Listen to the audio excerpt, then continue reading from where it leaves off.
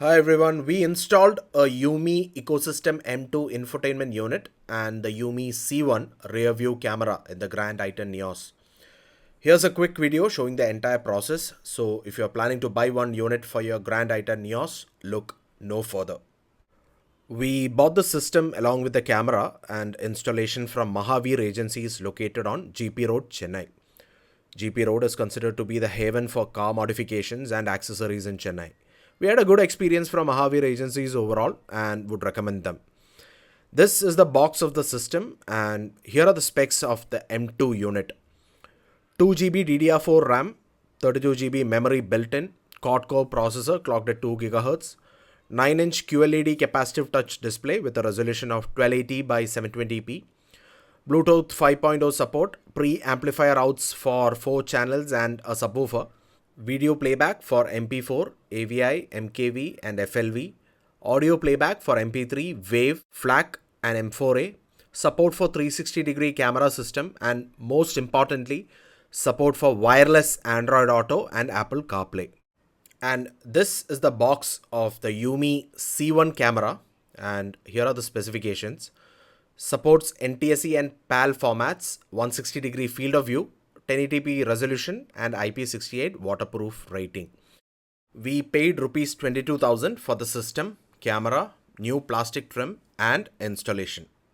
The system comes with a 2-year warranty. Okay, so this video will focus only on the removal of the stock system and installation of the new system. A different video will capture all the features of the system. So if you're looking at the features, please check out the other video on my channel.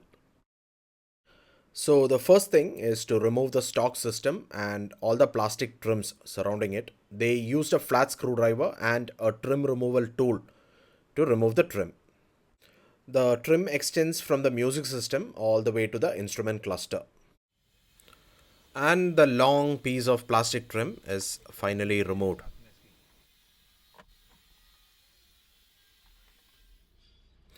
There are a few Phillips head screws which are to be unscrewed. And there is also a back cowl for the music system which is held using clips, which is removed. Guys, so this is the stock plastic trim which we just removed. Now we have to remove the cowl located around the instrument cluster area and transfer it to the new trim kept on the table just next to it inside the plastic cover. So removing the cowl requires application of heat using soldering gun to the joints and using a flat blade screwdriver to detach the cowl from the joints. Once you do that, the cowl comes out easily. After that, the holes are poked using the soldering iron so the cowl attaches properly to the new plastic trim. Securing the cowl to the new trim is essentially tracing all the steps back, align the cowl with the trim and use the soldering iron to do some plastic welding on all the joints. And that's pretty much it. The new replacement trim is now ready. We are back inside the car to remove the stock system. First, we disconnect the radio aerial and the 2 white connectors, and that's pretty much it. Here is the unboxing of the YueMi system. The box looks very premium. This box contains all the connectors and adapters, which we'll show you. And here is the system.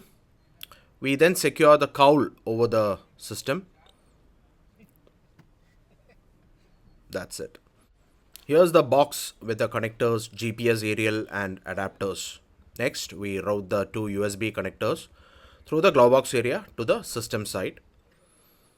Here is the rear of the unit in a pleasant light golden bronze shade, showing the connectors and the fan.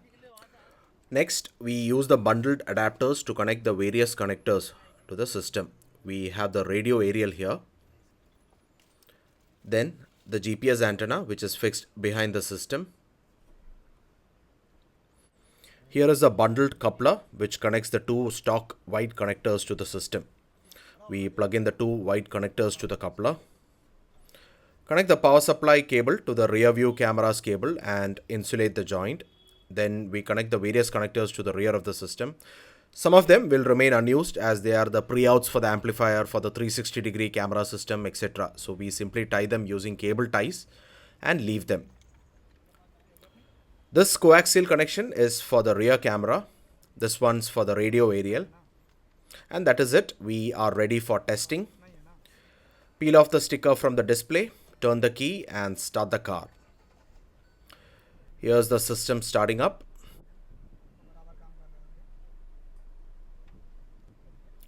This is the home screen, which can be customized. We first configure the steering spokes keys to the system. They are already pre-assigned, so we delete them and reassign them. It is very simple. Touch the desired action, say volume increase, and press the corresponding key on the steering spoke. Once that's done, we fix the trim back in place. And lastly, the glove box is secured back. And the system works nicely with one of the best touch integration with zero lags despite having just 2 GB RAM. So that is all, guys. I hope this video was useful. As I mentioned, do check out the other video for the features of the YueMi M2 system. Thank you so much. Bye and take care.